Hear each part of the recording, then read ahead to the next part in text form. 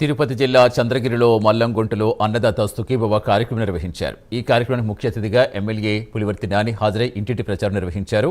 రైతన్న జీవితాల్లో వెలుగులు నింపడమే కూటమి ప్రభుత్వ ప్రథమ లక్ష్యమని తెలిపారు. ఆయన అర్హులైన ప్రతి ఒక్కరికి ఖచ్చితంగా అన్నదాత సుఖీభవ పథకం అందుతుందని తెలిపారు.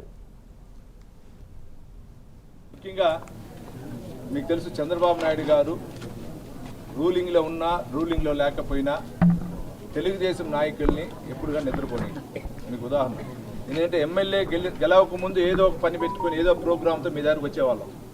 ఎమ్మెల్యే గెలిచిన తర్వాత తల్లికి వందనం ఉండొచ్చు, పెన్షన్లు ఉండొచ్చు, గ్యాస్ పథకాలు ఉండొచ్చు, శ్రీశక్తి పథకం ఉండొచ్చు, అన్నదాత సుఖీభవ ఉండొచ్చు.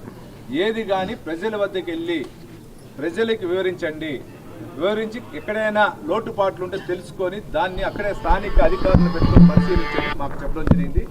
దానిలో భాగం ఈరోజు రాష్ట్ర వ్యాప్తంగా ఈరోజు స్టార్ట్ చేసాం. దాంట్లో మన తిరుపతి జిల్లా నుంచి కూడా, తిరుపతి జిల్లాలో చంద్ర నియోజకవర్గంలో రూరల్ నుంచి కూడా స్టార్ట్ చేయడం జరిగింది. దీని యొక్క ముఖ్య ఉద్దేశం ఏమంటే, ఇక్కడ ఈరోజు మన మల్లంగుంటలో 40 మంది రైతులు ఉన్నారు. ఆ 40 మంది రైతులు ఒక 2-3కి ఈ సెంట్రల్ పిఎం కిసాన్ రాలా, దానికి సంబంధించింది కూడా పోయినప్పుడు తెలుసుకుంటేనే మన నరసింహారెడ్డి గారు కానీ అట్లా 2-3 ఐడెంటిఫై అయ్యారు. దాన్ని కూడా సుబ్బారావు గారికి కానీ అదేవిధంగా దుర్గ సముద్రం మన వెల్ఫేర్ సెక్రటరీ గారికి చెప్పడం జరిగింది. ఇవన్నీ ఎందుకంటే అందరూ చెప్పేదంటేనా, మనం ఇచ్చే ప్రభుత్వ పథకాలు అందరూ సద్వినియోగం పరచుకోవాలి.